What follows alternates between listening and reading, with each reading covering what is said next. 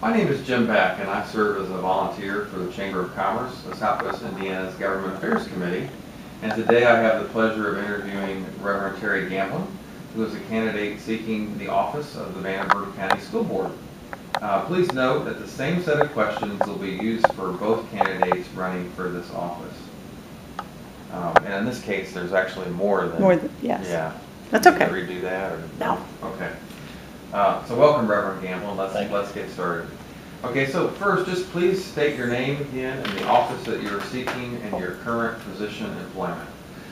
I'm Brother Terry Gamblin. I'm the pastor of Howell General Baptist Church. I have been for 22 years, and I am now seeking the re-election in the 3rd district of the school board, which is your west side, but you still vote throughout all of Vanderburgh County. Great. So, Reverend Gamblin, what actions would you propose as a school board member to retain our existing teaching staff?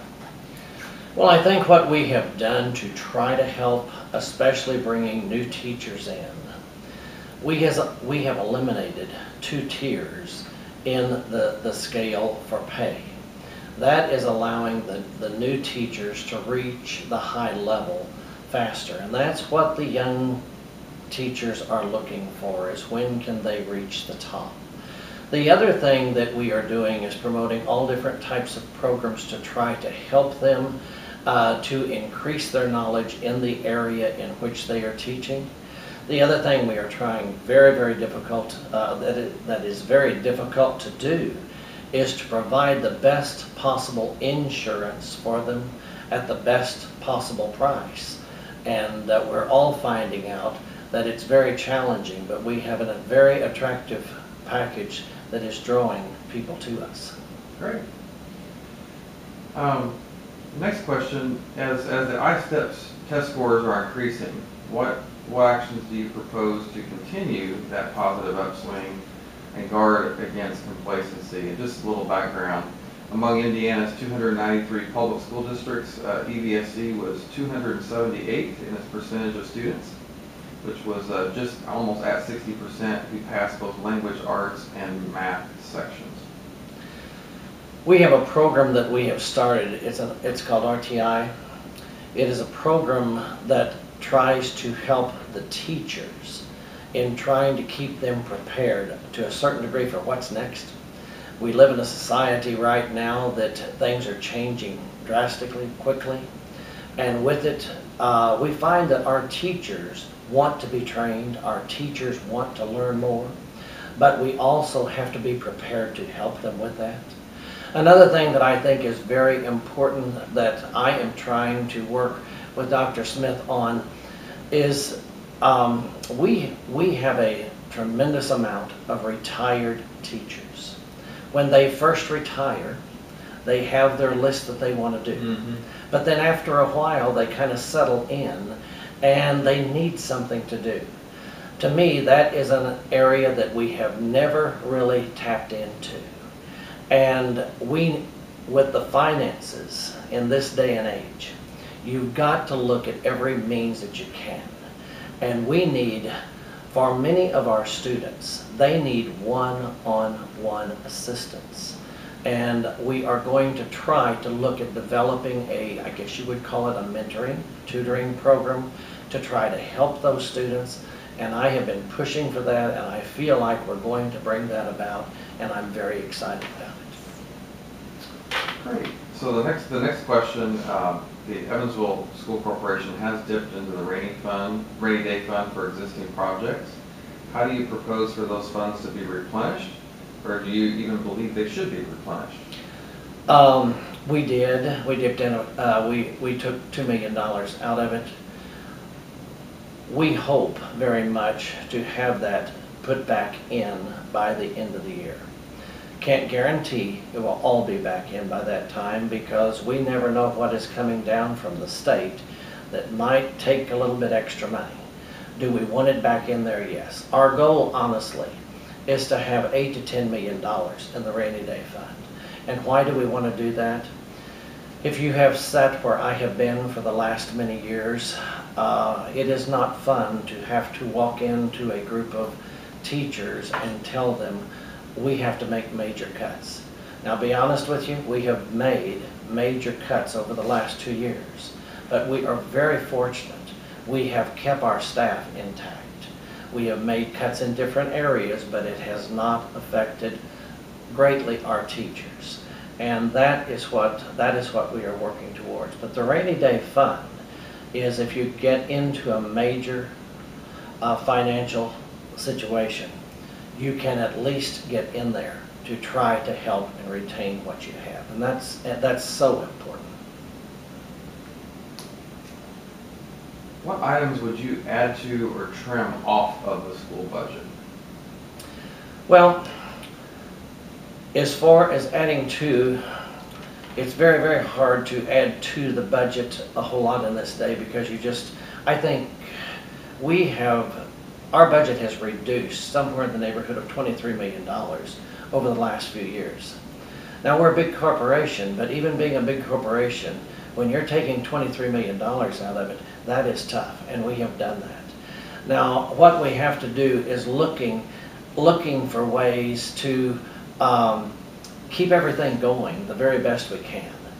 Now, I think we have cut just about, I guess to say about as lean as we can cut. The next area that we have to look at is going to be our utilities.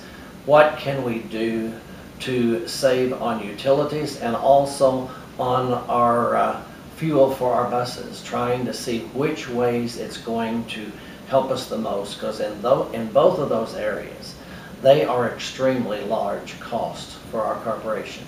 Now, along with it, don't misunderstand me, we're always looking at ways to cut in all areas, and what you do find out, a few $1,000s here and a few $1,000s here, and in the long run, it all mounts up, and it helps us greatly.